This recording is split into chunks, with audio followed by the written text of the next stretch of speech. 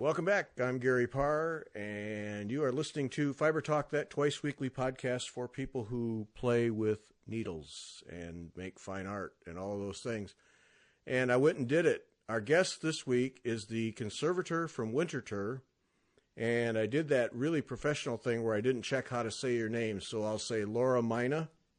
That's right. All right. There you go. So for all you rookies out there, always ask beforehand how to pronounce the name, and then you don't sound like an idiot. So Laura, thanks for joining us. It's my pleasure. I'm delighted to have this conversation with you. Oh, I'm so smooth. Yes.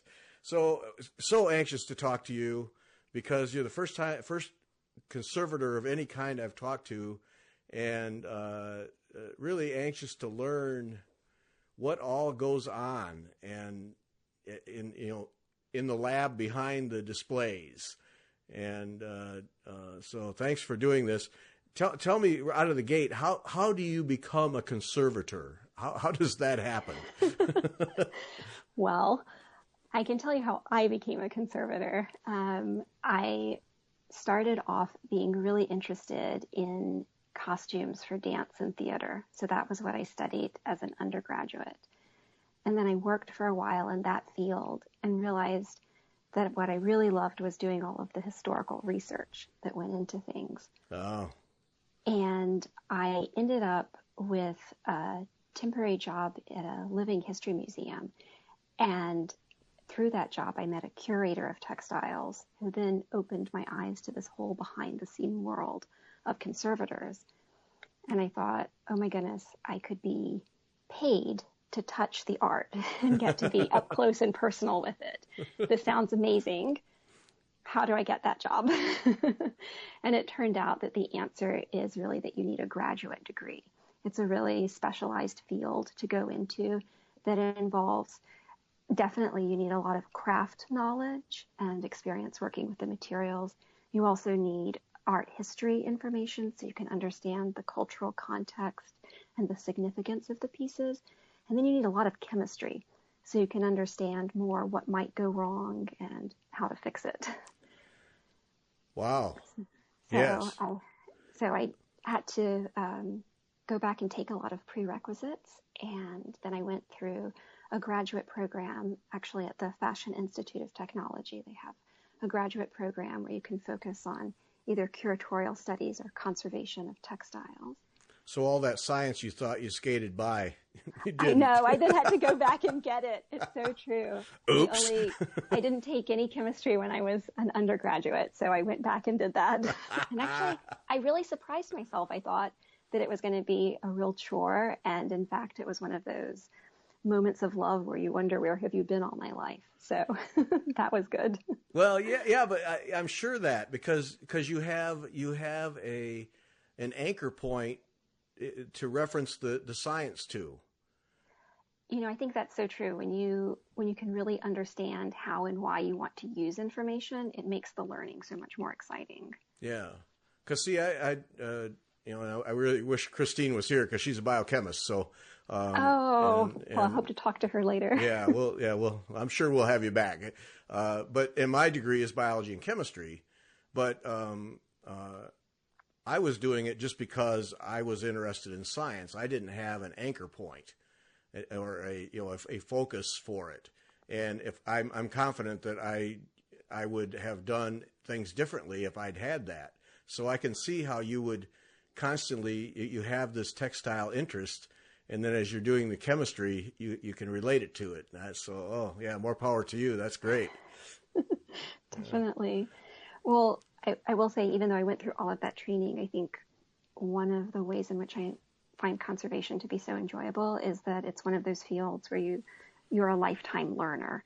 So I'm constantly curious about new things, wanting to read research that my colleagues are doing, wanting to better understand both the objects that I'm working with as well as what options I have to better preserve them for the future. Yeah. So that's interesting. So you start out in theater and you find this little niche and off you go. Yep. Now it was the history. Had you been interested in history all along, all through school? history was another sort of surprise love for me along the lines of chemistry. I went to the kind of school where history was really a lot of names and dates, and I didn't think that was very interesting, but I was always an avid reader and I loved stories. And later on in college, I got to take some history classes where history was presented more in a narrative form, and it was more stories about what people did and why and how they were doing things. And then that became much more intriguing to me. Ah, the teacher factor. Yep. Yes. So true. It's so true. Yeah. Yep. You get the right instructor at the right time and it changes the course. Yes. Yeah. And then that was what I was really curious about, was whether you just actually, you latch on to somebody and they just teach you, or there is actually formal schooling that teaches you all of these things. Definitely. So the formal schooling for conservation really started in the 1970s with some graduate programs opening up across the United States, and there's some around the world. But many conservators were apprentice trained in the field, and even now with the graduate programs, you need much more instruction than you can just get in a classroom. So students often have pre-program experience. They're typically postgraduate fellowships. And so there's a lot of hands-on learning as well as classroom learning that happens. Oh, I can imagine that. You can't just come out of school and start doing this kind of work. There's a lot of hand skills that you need to build by practicing them. And so that sort of thing is better done in sort of an apprenticeship or mentorship situation. And you definitely need a lot of the theory and the classroom work as well, but it's a balance. And so after you finish your schooling, or had you done hands-on work throughout schooling, or did you have to find a place to learn that afterwards? I did a lot of internships while I was in school and got to work on a variety of different things, from 1850s women's Victorian dresses to large tapestries. So I got a lot of diverse experience with that. And then I was lucky after I graduated. I spent a year as a contractor with the Smithsonian and then got a 3-year postgraduate fellowship working with the Philadelphia Museum of Art. So like I said, it's a lifelong learning experience. Yes, you get a lot of training. So the original, or your early work then was more clothing? You stuck with that line first? Yeah, so I think it's been kind of an interesting shift for me. So what first drew me into textiles was seeing them move in space. I was really smitten watching dance performances and seeing how the dancers' costumes moved through space and how they interacted with the dancers' bodies. And I just thought that was so cool.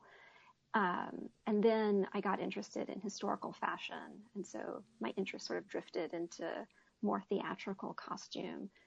And now working as a conservator, I think what I'm doing is helping textiles travel through time, because I want them to last as long as possible. So I feel like I've done this sort of shift in thinking about this movement of textiles.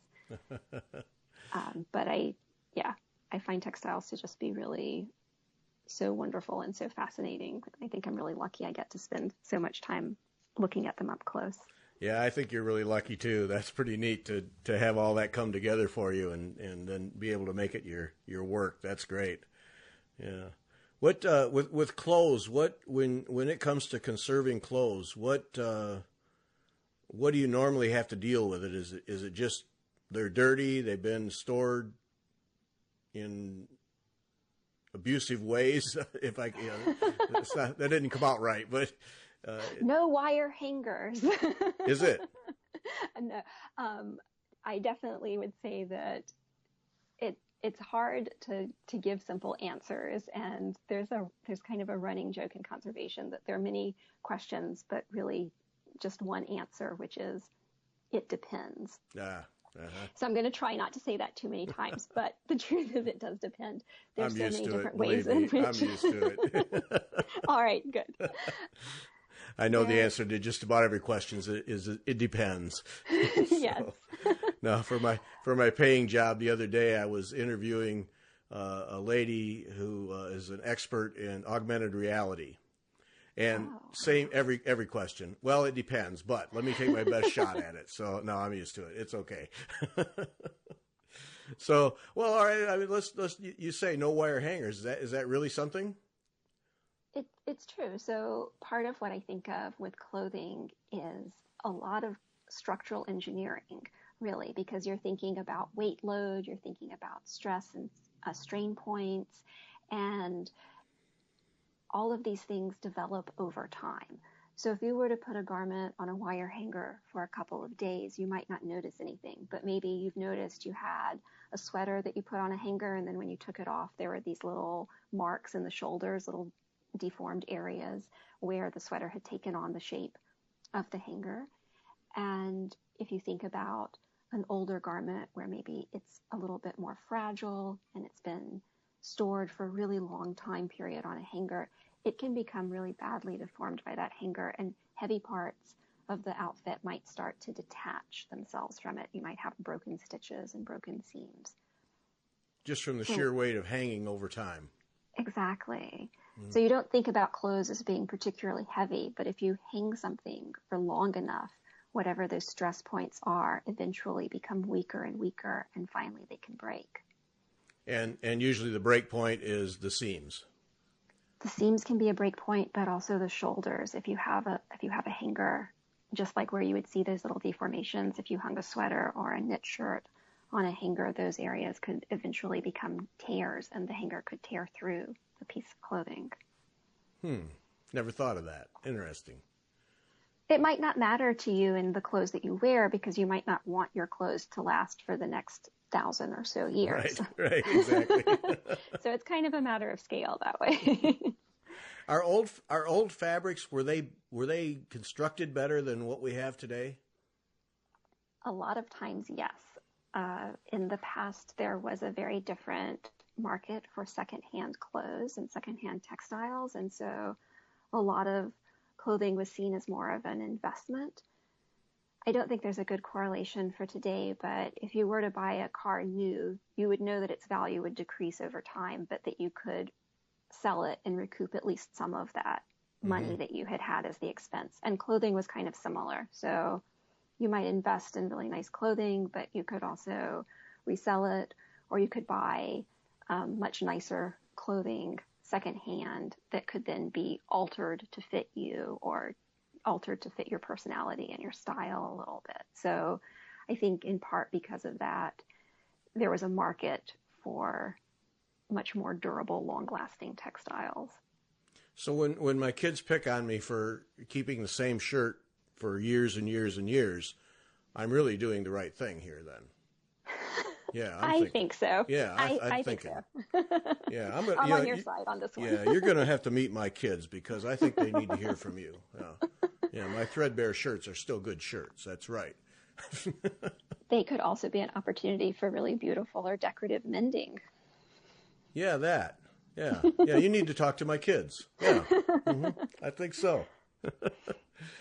So I'm fascinated by this whole, obviously by stitching, and we'll get to that. But I'm also just fascinated by old clothing, and because there's this lady that I follow. Our Instagram account follows it. Christine started it. I didn't, but I've become fascinated. Her name is Isabella Pitcher, and she makes historic clothing from the medieval times and all of that. And she frequently puts up pictures and videos, and it's just fascinating. I mean, those massive dresses, and like she'll make waistcoats for men, and all the detailing that goes into them to make them historically accurate. And they're works of art, every one of them. And so when you talk about a different approach to clothing, I immediately related to that, because those clothes were not made to be thrown out like we do today, or sent off to Goodwill. You can tell they're made to last forever, and it's a fascinating world. And then all the trimmings and all the things that go on to those old clothes that we just don't put on our clothes today. And I can see why you get locked into the history and and the construction and everything else. Definitely. And I think with clothing too, history feels very personal, right? Because it's clothes that someone actually wore on their body. So it feels like you're really close to history when you're looking at old textiles and particularly old clothing. It feels intimate in that way. And it's exciting to hear about someone doing those historical reproductions because, as I said earlier, one of the things that first interested me was clothing in motion and the movement. And I'm always fascinated when people are wearing historical reproductions. A lot of times their posture is so different from the way contemporary people stand and sit and move, and getting to see the clothes in movement and how a person's body moves within those clothes is something that's really fascinating. And I think that's really important research in terms of understanding the garments. Like, no one's going to wear the museum collection garments. So, so we need people who are interested in doing reproduction garments, so that creates another aspect of the story for us to understand the pieces. Yeah, well, Prior, Prior, Prior Attire is her business. She's in the UK somewhere. Okay, and, I'll definitely have to look her up. Oh, she has a YouTube channel, and so I mean she makes all of the things, the undergarments, the bustles, and I don't even know half the stuff. But she makes all of the parts and pieces, and her husband is often the model for the male clothing. And it's just fascinating, all the parts. And then you look at all that and you say, how did they ever get dressed before the day was over? And she actually did a video on her YouTube thing to show that it really didn't take that long to get dressed with all those pieces. But I think she's just really good at it. So, yeah. Did you go ahead? Oh, I was going to say, so one of the things that helps a lot of those garments last longer is that, I'm not sure all of her time periods, but you probably saw her putting on these long cotton or linen shifts or undershirts, undergarments. Yes. Oh, yes. Yeah. And all of those garments would have been designed in part to protect the outer garments from the wearer's body. So all of the sweat and oil from your body would be absorbed into your undergarments, which could then be really heavily laundered. And then those outer fashionable garments wouldn't get as dirty. They would really be protected from your body. And our modern clothes, we launder them a lot more because we don't have the same kind of undergarments to protect our clothes from our body's oils and perspiration. And so that's part of why our clothes don't last as long. Well, that makes sense because, yeah, she does have all that stuff going on underneath. It's like sometimes I think the dress is 3 layers away from her skin. And, yeah, but that's protecting the dress. That's making the dress last longer. Oh, okay. The things I learned. It sounds weird to protect your clothes from yourself, but yeah, it really does. Yeah, but it makes a difference. Yeah. So was your early work out of school it was all on clothing? My first work with the Smithsonian was on clothing, but then when I got to the Philadelphia Museum of Art, it was on a really broad spectrum of different textiles, including fiber art made by contemporary textile artists, and I worked on an exhibit of samplers and got to work on some really beautiful embroideries from the 1800s, and it's an encyclopedic museum, so we got to work on a lot of different pieces. Are stitched textiles, tapestries that are stitched, are they really any different than clothes in terms of conservation? In a lot of ways, they're really similar. I think the two biggest differences for me are garments are very three-dimensional, and so some of their structural issues are different than a textile that's really intended to be more two-dimensional. So once you have seams, you sort of have a whole nother set of structural issues to think about. And sometimes with embroideries, you end up with metal threads or different kinds of sequins and other embellishments. But once you enter the world of clothing, you can end up with a lot more other associated materials. So you might have metal or plastic zippers. You can have all kinds of different buttons. So you have a lot more different components to be thinking about. that would be one of the differences. And then the chemistry comes in there, the interaction of the different materials then. Absolutely. Yeah, it's different when you have a lot of different materials that you're trying to take care of all at the same time than when you just have one or two that you're trying to watch out for. So in many ways then needlework is relatively straightforward, can we say? No, I knew it. I don't know that I want to go that far. It depends. It depends. You knew what I was going to say. So what your first needlework, what did you encounter there? I assume it was a sampler of some kind? Yeah, it was a really beautiful sampler that had been worked in the 1830s by a young girl in Scotland, and she had embroidered her family home as well as multiple alphabets, a lot of different family initials. It was just a really beautiful piece. And at some point in the past, someone had wanted to wash it, and they hadn't done any testing to see if the embroidery threads would be color fast. So when it got wet, the red and green threads, the color bled out into the ground fabric. Mm. And it's always the red, isn't it? Yeah. And so all of this really beautiful, intricate embroidery, you couldn't really see because of the way the color had just sort of shifted. Oh. So the curator was really keen to include it in this exhibit because we had photographs of the family home. There's all of this great context and information about Susanna Gilly Smith, who worked the sampler. But to put it up in an exhibit, you couldn't really appreciate all of the maker's hard work because the dye was just disfiguring all of the stitches. Mm. So I should say at this point in time that a lot of conservation work is done collaboratively. We talk to each other, we ask each other lots and lots of questions. And this treatment was actually started by the person who had the Mellon Fellowship before me, Kate Samuel. And then I took on after she finished her time period in the fellowship. But what we were both trying to do was basically solve the problem of how do you remove dye from the fabric only and not remove more dye from the threads. Uh-huh. So that proved to be a really great challenge and a lot of really fun chemistry to think about how dye bonds with fibers and then how you could use that information to remove dye from a fiber where you didn't want it to be. So were you able to get it into some kind of usable shape? Yes. So about 400 hours later, the sampler looked great. And it was prominently featured in the exhibit, and Kate and I went on to co-author and publish a paper about the work that we did. So now it can become part of that cycle of ongoing learning, and that information is now available for other conservators to build on.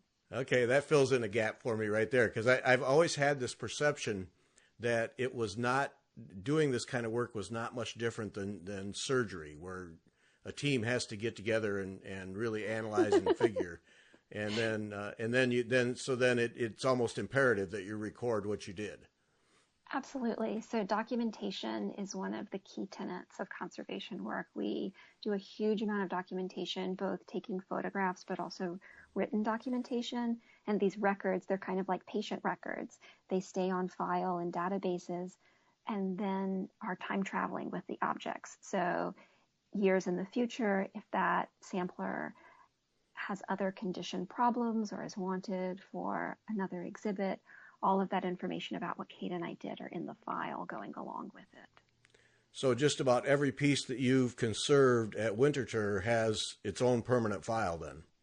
Absolutely. Anytime we do a conservation treatment, we create a file or add to an existing file to record exactly what we did. And we also record if we do any cleaning treatment or anything, we'll make sure that all of that full recipe of what we did is listed there. Mm. And it's funny you mentioned surgeons, because a lot of the tools that we use are borrowed from the medical field. And some of my favorite needles are actually eye surgeons' needles. I love the little small curved needles that they use. Uh-huh. A little crossover there. Well, you never realized you'd end up with so much science. No. So at Winterthur, when your job, are you folks frequently getting in pieces that need work on them, or is the collection? I know the collection is quite vast. Do you have years and years of work with just what's in the collection? Absolutely. You Okay. don't have to worry about running out of projects to do. Yeah. But I would say it's one of those things that sounds kind of obvious, but then the implications tease out from the idea that museums are really exhibition-driven institutions. That's a lot of what they do. That's why people want to come and visit museums. So most of the work that conservatives do are to prepare objects to go on exhibit. So, for example, when Linda created the checklist of pieces that she wanted to include in Embroidery, the Thread of History, then I went and looked over all of those pieces to do condition assessments to understand which pieces were in great condition and could go straight into the gallery, or which pieces needed some treatment before they would be ready to be exhibited. So that's a huge part of what I do. So once she's made a selection, that's when the real exhibition work begins then, is assessing these pieces. Yes, for me, that's when the real work begins, is once, I would say maybe that's the midpoint for Linda, but that's really the beginning point for me. And as an editor, I live with deadlines every day. Do you this is not work that can be hurried. So if she has an exhibit planned to start on a date, do you still have to meet that date, or will the date get moved if a piece is taking longer?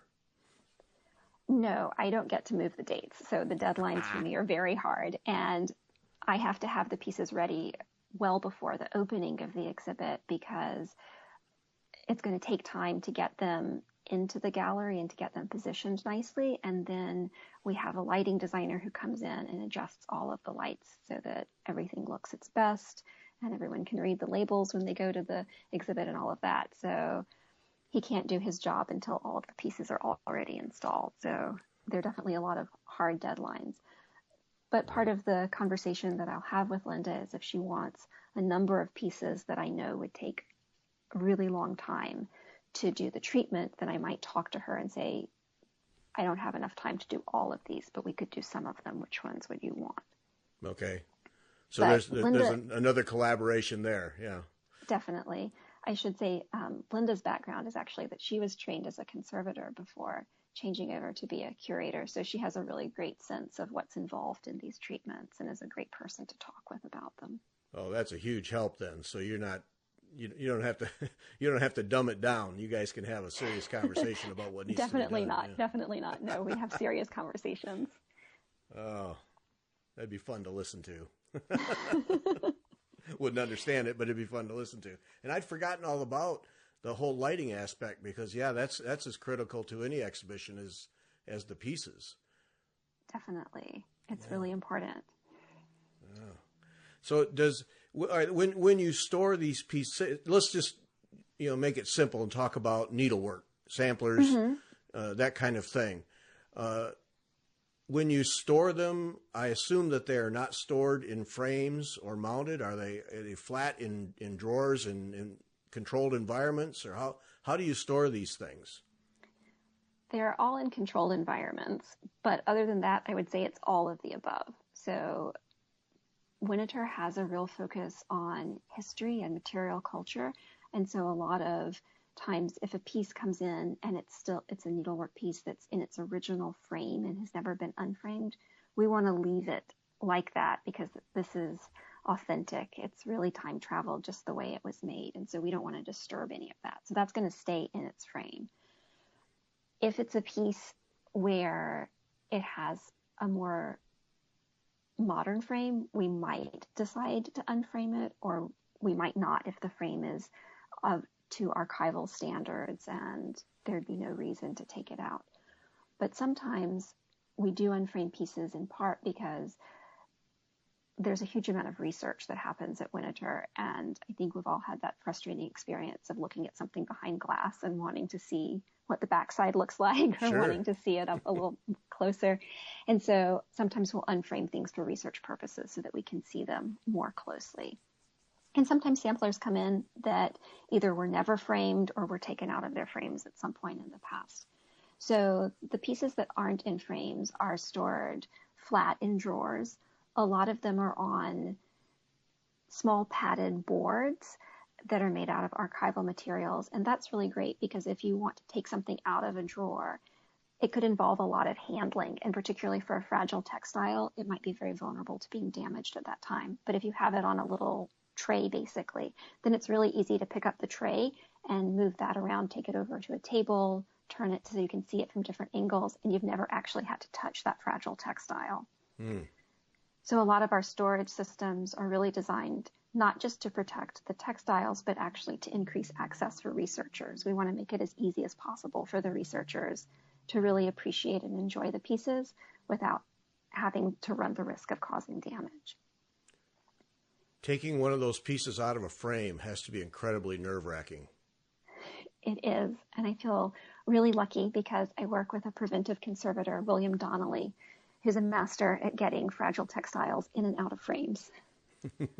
So he's the one who does most of that. And he also, if a piece comes out of a frame, we want to save both the frame and the piece, but sometimes we don't want to put them back together again immediately, so it's available for research purposes. So he'll make these wonderful custom boxes so that the frame and the needlework can be stored together in the same box, but not touching each other. Imagine a box with two drawers, basically. Oh, okay. And so that way, if you want to just see the needlework, it's very accessible for you to do all of your great research on it. But we don't have to worry about the frame getting lost or disassociated from the needlework because it's all together in one box. Yeah. Oh, the storage space you must have to have, because I assume you can't stack things. You just can't put one on top of the other. Everything has to be separated. We do have things stacked. So boxes, for example, we stack. But we have notes on certain boxes that would say things like, very fragile, don't put anything on top of this box. Okay. Or sometimes in drawers, it's similar to what our colleagues with works of art on paper do, where they'll interleave pieces that are stacked. So pieces that are in stronger condition, we might stack in a drawer with interleaving tissue between them so that they can't abrade each other or rub against each other in a bad way. But if they're lightweight and in strong condition, we're not going to make an enormous stack like mattresses for the Princess and the Pea, but we would put a few on top of each other. Okay, so that is okay to a degree. You just got to know what you're doing. Yeah. The one of the questions I have as a stitcher, a needleworker, is just that, storing finished pieces. And I mean, when I store them, I put acid-free tissue paper in between them. Is that legitimate? And then someone told me that after a year or so, that acid-free paper needs to be replaced. I mean, is that? Yes. So I would say acid-free paper lasts a little bit longer than a year, but many organic materials that come from plants are going to become acidic over time.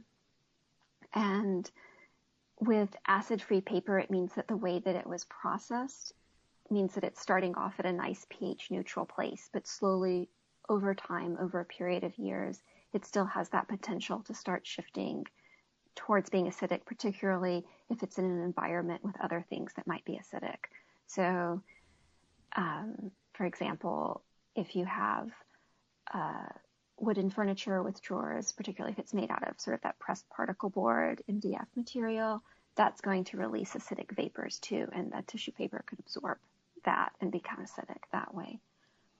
But I think it's always better to start with acid-free paper than a different kind of paper, absolutely. One thing that I like to do is to use old white cotton sheets and use that as interleaving or as a way of storing things, because I know that that's going to hold up a lot longer than tissue paper is. It's just a more durable material.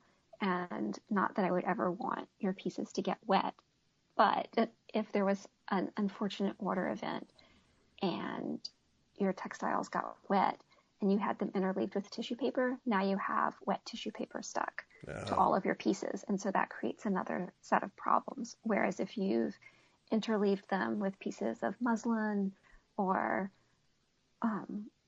white cotton sheeting or something like that, the fabric is still going to have better tensile strength when it's wet than tissue paper would have. Okay. All right. Now, so all right. Now you're into stuff that fascinates me. I mean, it all fascinates me, but that I wonder about. And that's that whole storage environment for our ground cloth and our threads, but also for finished pieces. And, I have my threads stored in, basically they're metal drawers, they're tool drawers, metal drawers that I lined with acid-free paper, and thinking that was absolutely neutral. But then we have a cedar chest where I have a bunch of ground cloth stored in, and I've wrapped that all up in acid-free paper. And then when you say MDF, my first thought is, how many chemicals are outgassing from that? And I don't want my stuff anywhere near it. So and then I wonder about, we often store our floss in floss bags, basically plastic bags. And I wonder about that in terms of airflow. I always leave the Ziploc partially open. Maybe it's just a fantasy that some air will get in and out. What are some of the things that we have to look at when we're storing our threads and our cloth that we may not touch for 10 years because we're hoarders, basically? I definitely have a stash myself of things. So part of it is what your plans are for your stash. Because when I'm looking at materials in a museum, I don't know, one of my dreams is that I'll get to talk to someone who's a NASA engineer about how they plan the work that they do.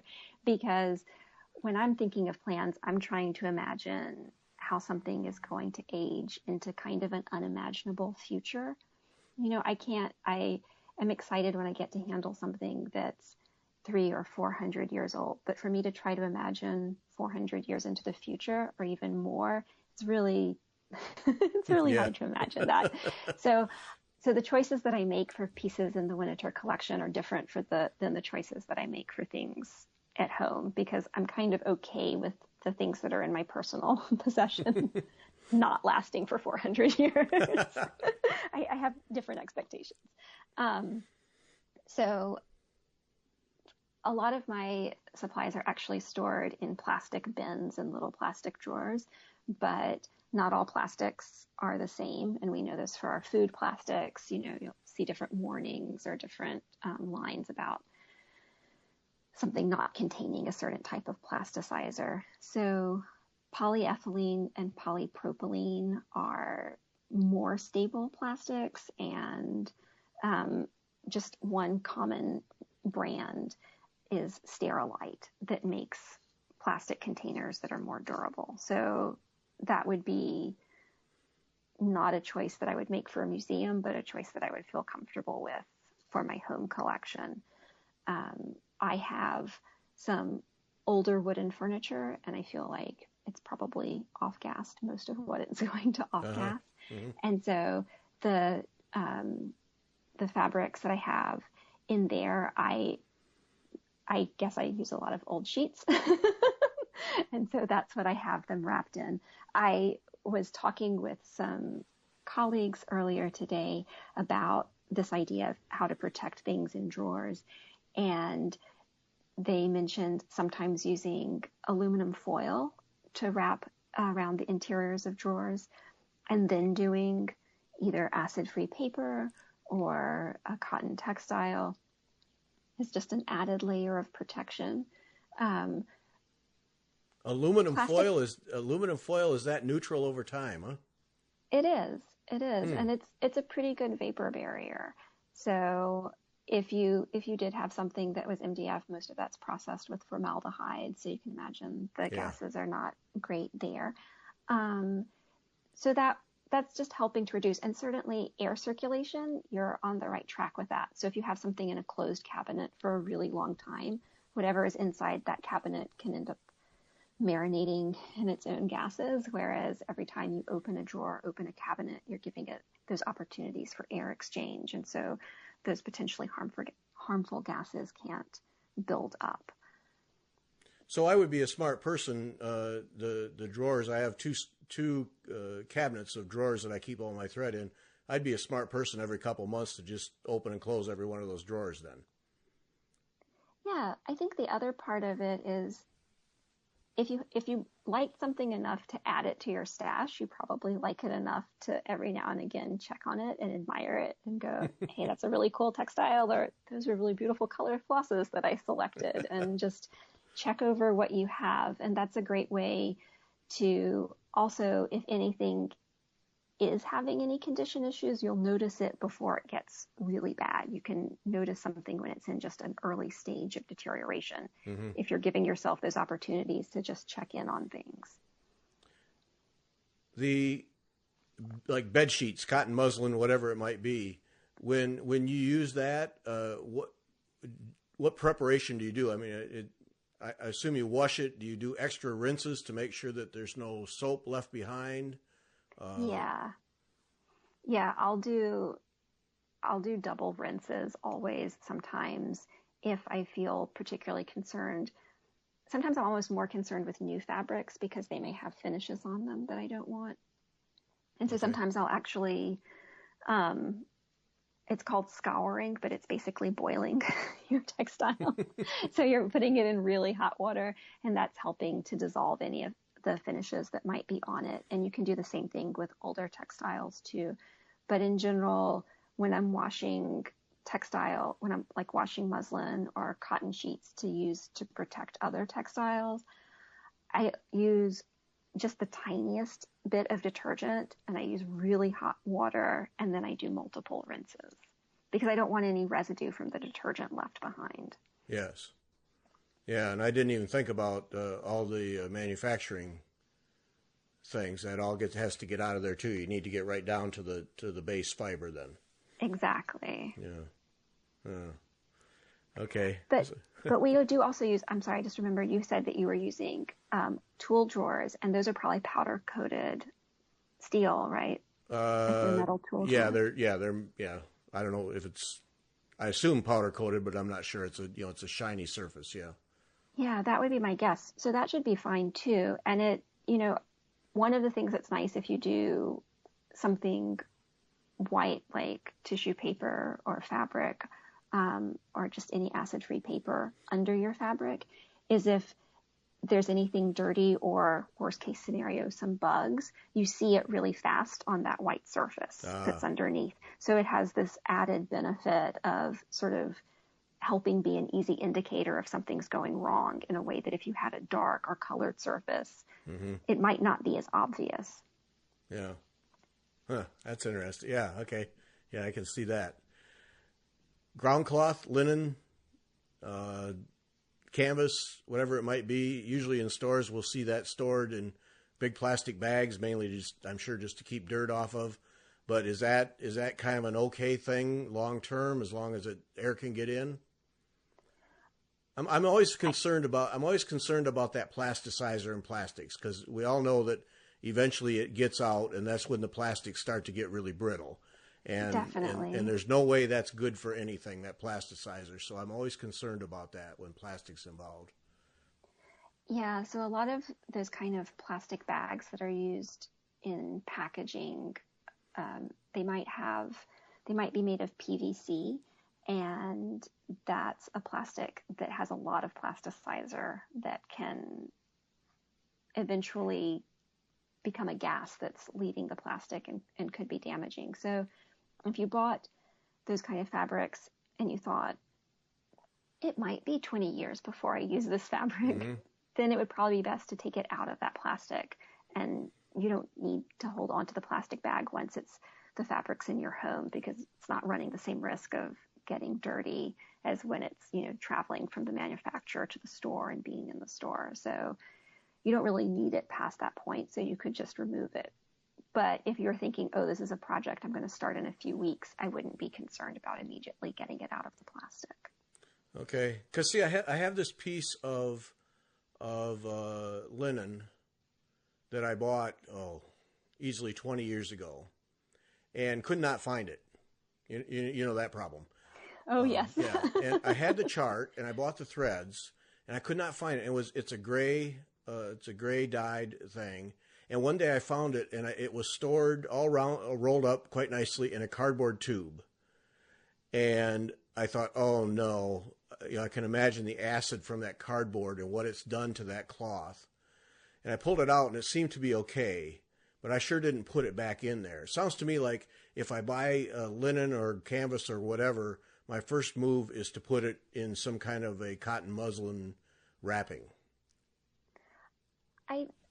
I think that that's great. And if you do something like that, you're really just extending the life of the piece. But if you even if you were putting it in a plastic bin that was made out of a stable plastic, that would still be great. Okay. And do you typically wash your fabric before you stitch on it? Yes. Most of the time. So, linens I do for sure. I wash them and iron them to get any creases out. Yes. So if you're doing that, if there has been acidic buildup on the piece, when you're washing it, you're going to be washing a lot of that out. And one of the things that I do with pieces that are collection textiles is I don't just use tap water on them because I don't want any of the minerals in the tap water to end up being deposited on the textiles. But sometimes with things that are really special to me at home, what I'll do is I'll do a final rinse where I'll just buy a jug of distilled water. Oh. So I'm still going to wash it in tap water, but then I can do that last rinse in distilled water. And so that helps me think that any of the minerals in the tap water that make it taste good and do other things, that I'm removing those materials by just doing a final little rinse in distilled water. Okay. So if it was something that you were really worried about, I wouldn't do that for everything, but if it was something really special that you wanted to go that extra step with, that might be something to consider. Yeah, well, that makes sense. Because along these lines, I think of all the people who are stitching reproduction samplers and spending a lot of money on good linen and even a lot more money on good silk thread. And you can't wash it, so you got to be really careful the entire time you have it to not get it dirty. And I know for mine, I wash the linen thoroughly and iron it before I start using it. But then after that, it's either covered up. If I'm not stitching it, it's covered up. And when I'm stitching it, everything but the area that I'm working on is covered. And is that about all you can do? Yeah, that sounds very similar to what I do when I'm doing a conservation treatment, because certainly we want light to be able to see what we're doing and to enjoy the pieces in the collection. But if no one's there to see it, there's no reason to have it exposed to light and to dust. And so keeping it covered is a really easy solution to protect it from those things. And then if you just need access to one area for your work, you can leave the other areas covered up. And most of the time when I'm working on collection textiles, I don't wear gloves because I want all of that sensory information from my fingertips. But what I do is I wash my hands a lot and dry them carefully. I don't wear any lotion on my hands. And so that way, having clean hands means that I'm less likely to cause damage to the textiles. Whereas if I, had just been eating a snack or had just put lotion on, that would have a lot more potential to cause damage. Yeah, that's one of my favorite needlework stories. I went into a store one time, and the lady who was working in there, and I needed some threads pulled for a project. And she was sitting there eating potato chips. And she jumped up and said, "I'll help you," and wiped her hands on a napkin, and off she went to pull my threads. And I just cringed with every one of them Because I don't want that grease on my threads. I know it's not much, but I just don't want it there. Exactly. Yeah. Well, it's one of those things where I think with the health of us as humans is kind of similar in this way to the health of a textile, in that all of those little things, they add up, they can be cumulative. So the potato chip grease might not be the thing that does it in, but if it has that little bit of grease and then it's in a room that gets really hot and humid, then maybe now it's more susceptible to having mold. Yes. Because it's been this combination of different factors coming together in a way. So it's always great when you can keep all of those risk factors really low. Yeah, and you hit on another thing, humidity. I mean, we have people all over the world in all kinds of environmental conditions. Is that something just in normal stitching that you need to concern yourself with?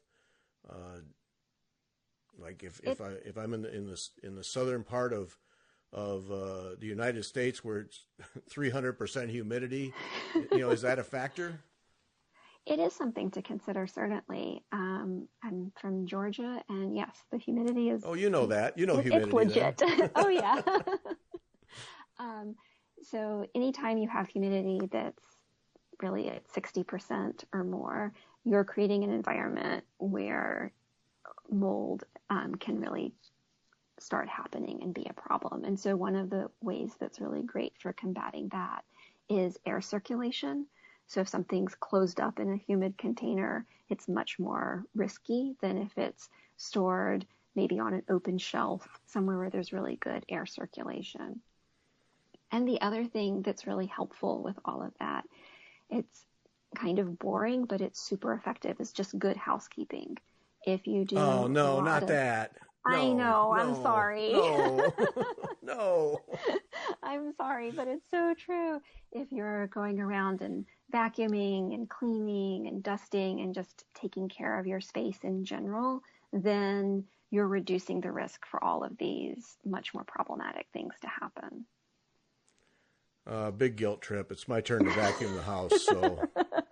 Think of your textiles. Okay, yeah, there's my motivation. Yeah, all right, I'm vacuuming as soon as we're done here. Yes, protect the textiles. They're 3 rooms away. Okay, I'm on it. I'm on it. It's great, though, because accumulated dust can cause problems. And also, if you have a space that's more cluttered and more dirty, it's also a better environment for bugs and pests to come live in, and no one wants that in their home or on their textiles. And all of that housekeeping is just reducing the risks for so many bad things. Okay, I'm not letting my wife hear this one because I tend to let things accumulate and then I'll have a massive straighten up and clean up, and she's one of those, everything is right where it's supposed to be at all times. So she can't listen to this one. I told you so. I told you to put that stuff away. So many times it feels more mundane to prevent things from going wrong and much more heroic and exciting to save something after it's gone wrong. But I would so much rather prevent things from going wrong. Yeah. I'm not into that heroic thing now. Exactly. Yeah. Before we run out of time here, talk to me about framing. Mm-hmm. I mean, to have custom framing done with all archival products is incredibly expensive. You really got to wanna. Definitely. What are some of the basics that people can do that give reasonable longevity to things? Well, the greater the degree that you have to choose materials that are acid-free, the better it's going to be for your piece, because it's not going to have air circulation in its frame. It's going to be much more of a little enclosed environment in there. So you do want to be thinking about protecting it in that way.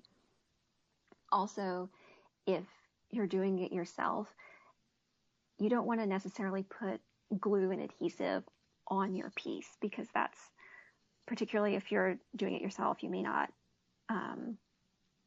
have access to all archival adhesives. And so finding ways that you're not putting the adhesive directly on your piece is going to be better.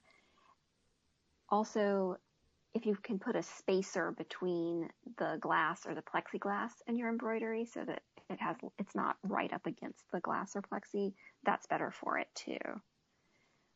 The other thing that I would say, if you're framing a piece and wanting to hang it on the wall, is I know a lot of times I certainly want to think about just sort of the beauty and the fun of how I'm looking at pieces. But if you put a piece where it's going to be directly getting a lot of sunlight, then it's probably going to fade and have a lot more problems. All of the heat from the sunlight is going to accelerate all of the chemical reactions of the materials in the frame. So that might be another thing to consider where you hang it in the room, in addition to the materials that you're using for the frame.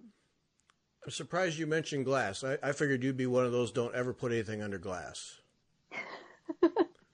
Well, because that's the age old question. I mean, I think needleworkers could argue about that for 100 years and never get anywhere. Well, I'll just go back to it depends. Yes. Part of what I love about my job is getting to see things that aren't behind glass and getting to look at them with a lot of magnification and see all of the little details. But for things that are hanging up in my home, if it's behind glass, it's actually being kept a lot cleaner and more protected. It's easier for me to just wipe some dust off a glass rather than worry about how to get rid of all of that accumulated grime off of the needlework piece itself. So, all right, okay, that comforts me, because I always like to have it behind glass, because I've seen needlework that over the years has been not behind glass, and yeah, you get little cobwebs and all kinds of things, and eventually it just gets grimy. And yeah, textiles are very absorbent, and so also if you live in an urban setting where there's a lot of cars around, your air quality may not be as good, and so all of that, whatever's in the air, can then be absorbed into your textile, basically. We have a lot of unusual threads these days that are available to us. Do we worry about the chemistry of those threads interacting with linen or canvas or cotton or silk threads? Are those all fairly neutral and stable?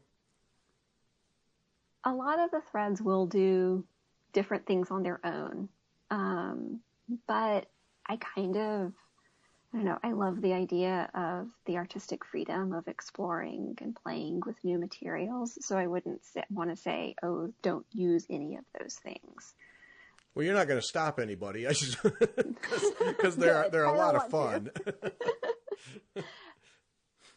Yeah, I mean, you're not going to slow anybody down. It's well, particularly if you're doing something, if you're working with different synthetic threads on something like a cotton or linen ground. The cotton or linen is going to really be stable and neutral, and it's going to be more about what the threads are going to do on their own and less about their interaction with that fabric. Okay. So not really that big of a concern then. I wouldn't worry about it too much. I would say go have fun. Okay. Then I think we will. If you were really concerned and wanted to know if your piece was going to stand the test of time, there are lots of ways that you can do sort of different little tests to see how something is going to age and how it's going to interact over time. But I don't know that it's always worth it to do those pieces if you just want to be creative and play around with different materials.